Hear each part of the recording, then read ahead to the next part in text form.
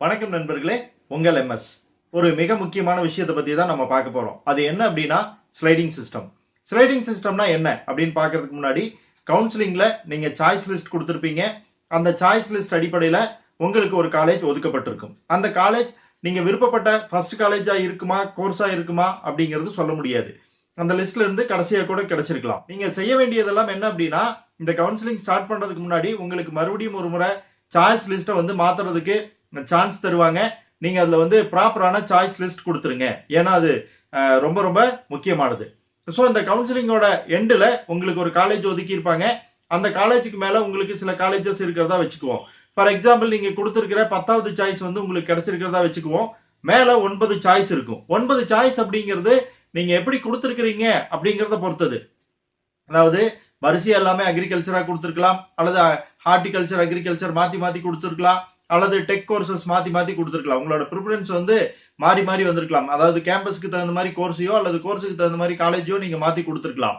இது ரொம்ப ரொம்ப முக்கியமான விஷயம். ஏன்னு கவனிச்சுக்கிட்டே வாங்க, தெரியும். ரைட். இப்ப இந்த ஸ்லைடிங் சிஸ்டம் இந்த இடத்துல தான் யூஸ் ஆகுது. எப்படி யூஸ் ஆகுது அப்படின்னா, நீங்க 10வது இடத்துல இருந்து 9வது இடத்துக்கு நகர விருப்பப்பட்டால் நீங்க கவுன்சிலிங்ல சர்டிபிகேட் வெரிபிகேஷன் கேட்கும் போது ஸ்லைடிங் சிஸ்டத்துக்கு எஸ் அப்படின்னு கொடுத்துட்டீங்கன்னா உங்களுக்கு ஸ்லைடிங் சிஸ்டம் ஒர்க் ஆக ஆரம்பிக்கும். எப்படி? இந்த கவுன்சிலிங்ல எடுத்த ஸ்டூடெண்ட்ஸ்ல யாராச்சும் ஏதாவது ஒரு காரணத்தினால காலேஜ்ல ஜாயின் பண்ணாம விட்டுறலாம். அப்போ அவங்களுக்கு அந்த இடம் வேகண்ட் ஆகும். வேகண்ட் ஆகிற இடத்துக்கு உங்களுக்கு வாய்ப்பு இருந்தா நீங்க மேல போலாம். மேல போகும்போது உங்களுக்கு 9, 8, 7 அப்படின்னு தான் போகுமே தவிர கீழே 10வது சாய்ஸ்க்கு அப்புறம் 11, 12, 13 போறதுக்கான வாய்ப்பு இல்லை. சோ 9, 8, 7ன்னு போறது எங்க போய் நிக்கும் அப்படின்னா கடைசியா ஃபைனலைஸ் ஆகிற வரைக்கும் போகும். உங்களுக்கு ஒரு காலேஜ் ஸ்லைடிங் நீங்க ஓகே கொடுத்துட்டீங்க அப்படின்னா உங்களுக்கு இப்போ ஒரு கோர்ஸ் கிடைக்குது. அடுத்த ஸ்லைடிங்ல மறுபடியும் ஒரு கோர்ஸ் கிடைக்குதுன்னா கடைசியா எது கிடைக்குதோ அது மட்டும் தான் கிடைக்கும். ஸ்லைடிங் சிஸ்டத்துல பாதியில எனக்கு வேண்டப்பட்ட காலேஜ் வந்துருச்சு, இதோட நிறுத்திக்கிறேன்னு நீங்க சொல்ல முடியாது.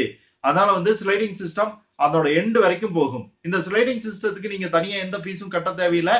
கவுன்சிலிங் என்ன ஃபீஸ் கட்டியிருக்கீங்களோ அதே ஃபீஸ் தான் இந்த ஸ்லைடிங் சிஸ்டத்துக்கும் பொருந்தி வரும்.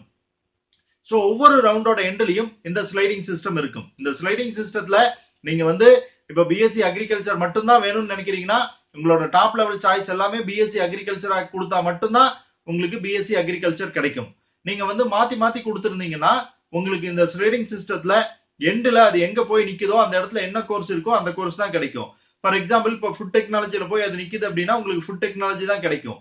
உங்களுக்கு ஏற்கனவே பிஎஸ்சி அக்ரிகல்ச்சர் கிடைச்சிருக்குது, அதனால இந்த ஃபுட் டெக்னாலஜி வேண்டாம், கீழே திரும்ப பழையபடியே நான் பிஎஸ்சி அக்ரிகல்ச்சருக்கு போயிடுறேன் அப்படின்னு நீங்க ஆசைப்பட்டீங்கன்னா கண்டிப்பா ரிட்டர்ன் போக முடியாது. நீங்க ஸ்லைடிங் சிஸ்டம் கொடுத்துட்டீங்கன்னா ஒன்ஸ் அப்வேர்ட் மூவ்மெண்ட் மட்டும்தான் இருக்கும், டவுன்வர்ட் மூவ்மெண்ட்டுக்கு நீங்க வர முடியாது. அதனால இந்த ஸ்லைடிங் சிஸ்டம் ரொம்ப ரொம்ப கேர்ஃபுல்லான விஷயம். போறதுக்கு முன்னால இதை பத்தி தெளிவுபடுத்திக்கிட்டு நீங்க சர்டிபிகேட் வெரிபிகேஷன் முடிஞ்சதுக்கு அப்புறம் உங்களுக்கு திருப்தியான காலேஜ் கிடைச்சிருந்ததுன்னா அதையே எடுத்துக்கலாம். இல்ல எனக்கு மேல இருக்கக்கூடிய காலேஜஸ் எல்லாமே பெட்டர் தான், எது கிடைச்சாலும் நான் எடுக்கிறதுக்கு தயாரா இருக்கிறேன் அப்படிங்கிற சூழ்நிலையில உள்ளவங்க மட்டுமே நீங்க என்ன பண்ணலாம் அப்படின்னா ஸ்லைடிங் சிஸ்டம் ஓகே கொடுத்துட்டு வரலாம். ஸ்லைடிங் சிஸ்டம் கொடுத்துட்டு வந்தீங்கன்னா தான் உங்களுக்கு மேல இருக்கிற காலேஜஸ்க்கு அப்கிரேட் ஆகிறதுக்கான வாய்ப்பு இருக்கும், அப்கிரேட் மூவ்மெண்ட்ல போறதுக்கான வாய்ப்பு இருக்கும். இல்லாட்டி போக முடியாது. உங்களுக்கு எந்த காலேஜ் கிடைச்சிருக்கோ அந்த காலேஜ் தான் எடுக்க முடியும். இந்த ஸ்லைடிங் சிஸ்டம் காலேஜ்ல சீட் எடுத்தவங்களுக்கு மட்டும்தான் ஆப்பர்ச்சுனிட்டியை தவிர வெயிட் அடுத்த கவுன்சிலிங்ல வர்றவங்களுக்கு அடுத்த ரவுண்ட்ல வரக்கூடிய ஸ்லைடிங் சிஸ்டத்தை தான் யூஸ் பண்ண முடியும். சோ ஸ்லைடிங் சிஸ்டத்தை பத்தி தெளிவா தெரிஞ்சுக்கிறதுக்காக உங்களோட ஃப்ரெண்ட்ஸுக்கு இந்த வீடியோவை ஷேர் பண்ணுங்க.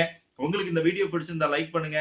மறக்காம சப்ஸ்கிரைப் பண்ணி பெல் பட்டனை கிளிக் பண்ணுங்க. அப்பதான் நம்ம போடக்கூடிய ஒவ்வொரு அப்டேட்டும் உங்களுக்கு வரும். மீண்டும் அடுத்த அப்டேட்டில் சந்திக்கலாம் நண்பர்களே. நன்றி.